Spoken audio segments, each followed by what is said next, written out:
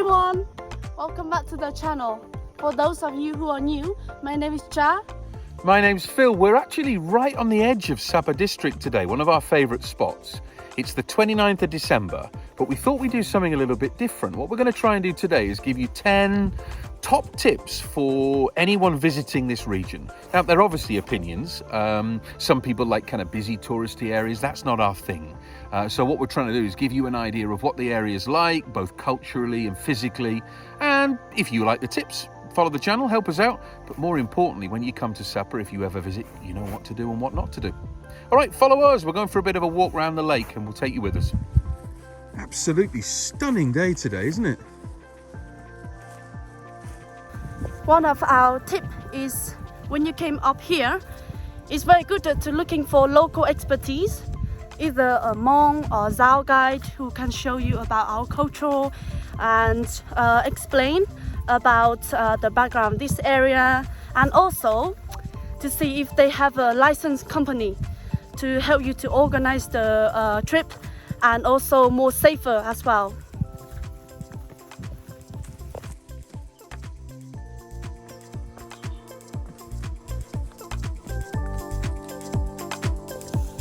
So tip number 2 is probably the longest to explain, but also the most important. There's a lot of stuff written online about Sapa being too touristy, and actually they're not talking about the wider area where we are now. They're talking about the town, which is busy. Think of the town as a place to get in, establish what you're doing and get out, like almost like a ski resort. It's a base. But also it's really important that you pick what you do well. People think Sapa's a location for only trekking, but actually there's a lot going on. There's motorbike trips, day loops, multi-day loops, culinary experiences with local families. There's workshops where you can learn how to embroider or do batik, and of course the walking. But even that is important. If somebody tries to sell you a tour to Kat, just be aware that it's very, very generic. Hundreds of people, if not thousands, are walking in that area every day. It's lacking in authenticity. It's a great place to go and take a selfie, but it's easy to get to. Then there are villages like Lao Chai Ta, even Ta Phin, which are a little bit more traditional. But again, they're well trodden by tourists. You can expect to get homestays with Wi-Fi, fridge with cold beer, Western style toilets, things like that. But they do lack somewhat in authenticity. If that's what you need and you want to meet lots of other tourists, fantastic villages, but do expect there are bars playing live music, there are restaurants and shops, mobile phone shops. It feels quite backpackery, but not in a negative way. Then if you want to get a bit further out, get into the sticks a little bit more, what you've really got to do is be specific. Almost all of the tour companies in Hanoi will sell you a 2-day, 1-night trek, and they'll go to the same 3 villages. If you want authenticity, you've got to get away. Walks like this, you won't see a single tourist, whether you're doing a day trip, 2 days, 3 days, but you've got to ask your guide, ask the company about that. And when you do go, just expect authenticity. You won't get a fridge with cold beer. It'll be a very basic homestay with an open fire. You get a blanket, you get a bed, you get a mosquito net, and not much else. It's extremely basic, but that might be what you want. So pick the right experience for you.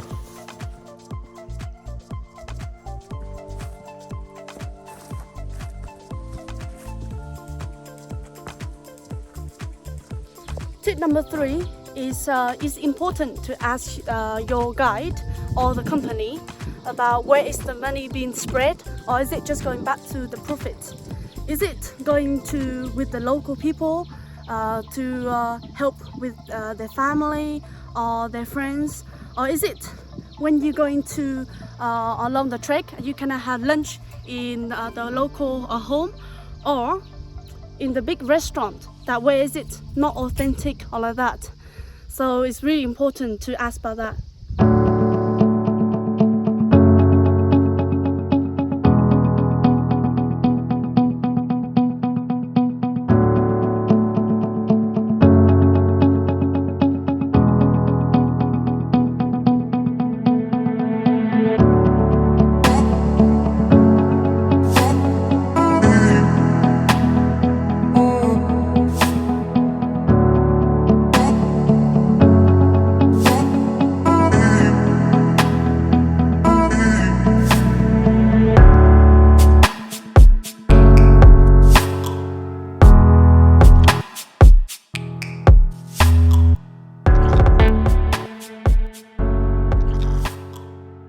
Isn't this trail amazing? You see all of that? Yeah, So beautiful. it is. Let me spin it round. Yeah.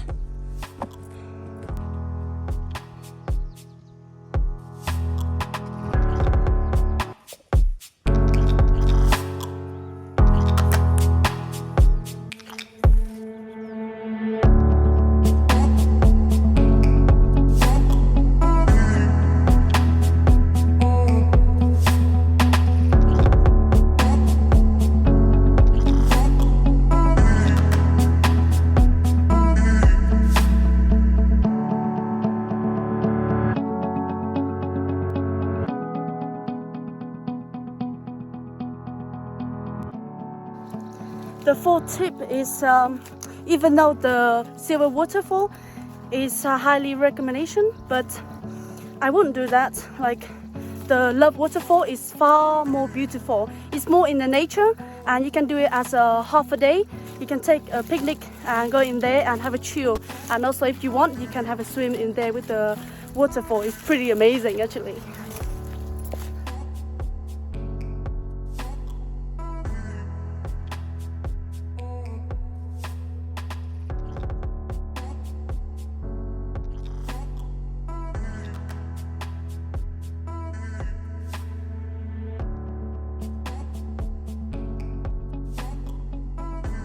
Just to add to what Chaz said then about the Love Waterfall,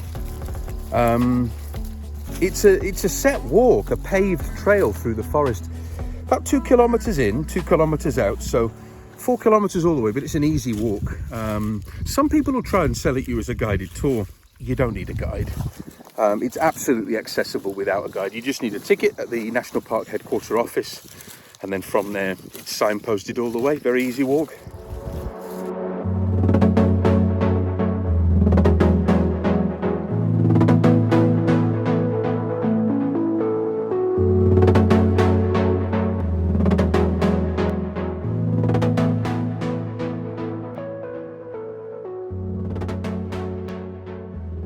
Tip number 5 is really important that when you're doing trekking up here, you need to have the shoes with good grip.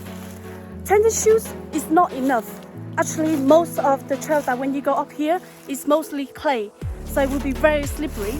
So you need to have some running trail, and also the shoes with have good grip is really highly recommendation.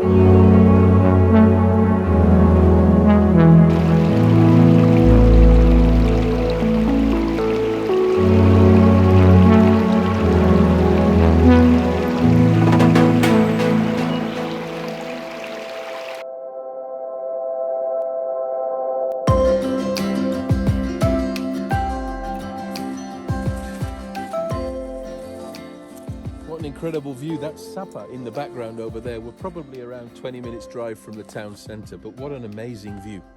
So tip number 6 is probably one of our most important, and it's to do with culture. Cha mentioned earlier on about the need to get a local guide, whether they're Zhao or Hmong, someone with local knowledge to be able to integrate you and tell you about the flora and the fauna, tell you about vegetables and herbs that can be collected, foraging, things like that, how people make their clothes. But to take that to the next level, we'd recommend a homestay. Now there's a key thing here, which is there are 2 types of homestays in Sapa. Most people actually stay in the touristy villages in these very generic hostel style homestays. They're big, lots of people stay there. There's not much culture learnt in those environments. What we mean is a genuine local home. And to do that and stay in a local home means that you're tasting local cuisine, you're learning the language, you're learning about how people interact with each other. And it's just such an in-depth experience. So much so that when people end up coming to Sapa, having done that, they're not talking about how amazing the view is. They're not talking about the rice and the forests. They're actually putting the culture as the number 1 thing to enjoy here. That's how significant it is. So yeah, tip number 6, traditional homestay.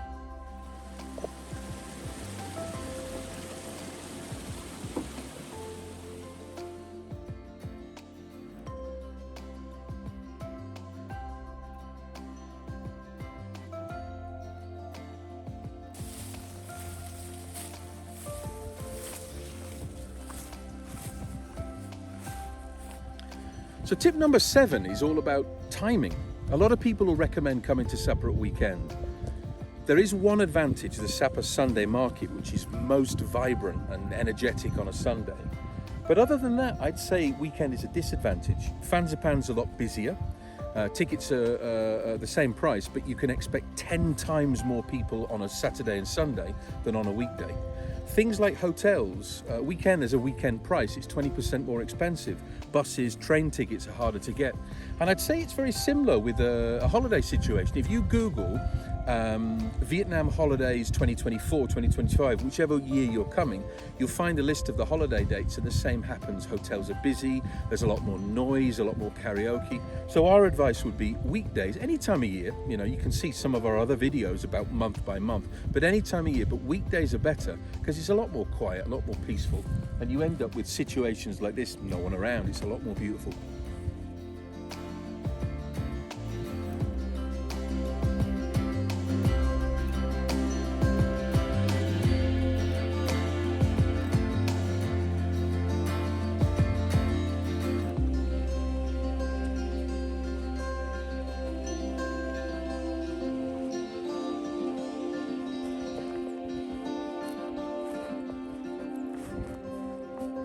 Tip number 8, as we talked about Fansipan before, but of course many people, when you do climbing like that, go up to the mountain like Fansipan, when you go into on the top, because there are lots more building, so of course it doesn't look like more natural, but there are lots of other different mountains. It's not as high like Fansipan Mountains, but in the forest and with the nature, with the waterfall and like that, so it's much more beautiful.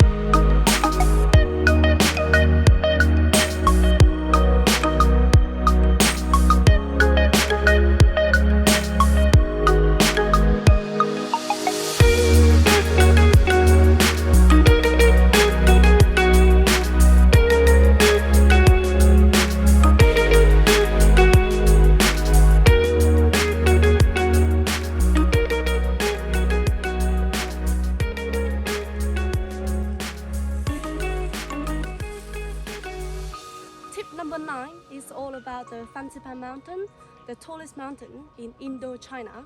So like what we mentioned before, if you arrive up here during weekend or holidays, they will be really busy.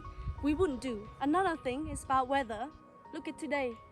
It's bright blue sunny sky and on the top of the mountain is with thick fog, which is if you buy the ticket today, it will cost a lot and you will go into the fog and no view. But another thing of looking is, if you down here are clear and the top is clear, it might worth going on the top and spending half a day up there. So it's your choice.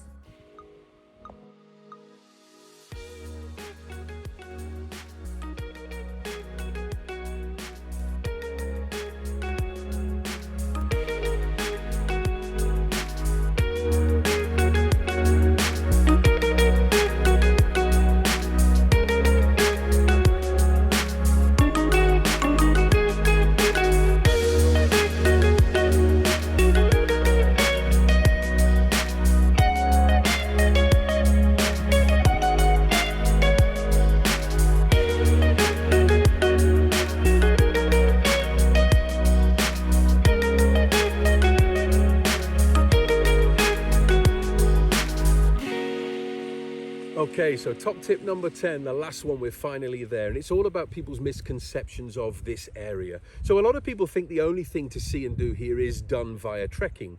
And there's other ways you can get into the villages and experience the cultures and the communities. So you can do short walks to waterfalls and to the villages, culinary experiences where you cook and eat with local families. There's workshops, batik, embroidery. You can do motorbike trips, half day, 1 day, multi-day loops and cycling. There's kayaking. There's so much to see and do. But the key to this area is to get out and explore and know what you want. There's a lot of misconception about Sapa itself. It's vast. It takes about 4 hours to get from east to west. And if you want to make sure that you get somewhere right for you, you've got to speak to your tour company, you've got to speak to locals, you've got to speak to people who know the area well. So if you've got any questions, feel free to ask them in the comments section below and we'll do our best to answer. We've got lots of other videos talking about what Sapa's weather's like on a month-by-month basis, so feel free to watch those. We appreciate your comments and likes, so they help us a lot. And we'll see you in the next video. Thanks for watching. Take care. Bye-bye.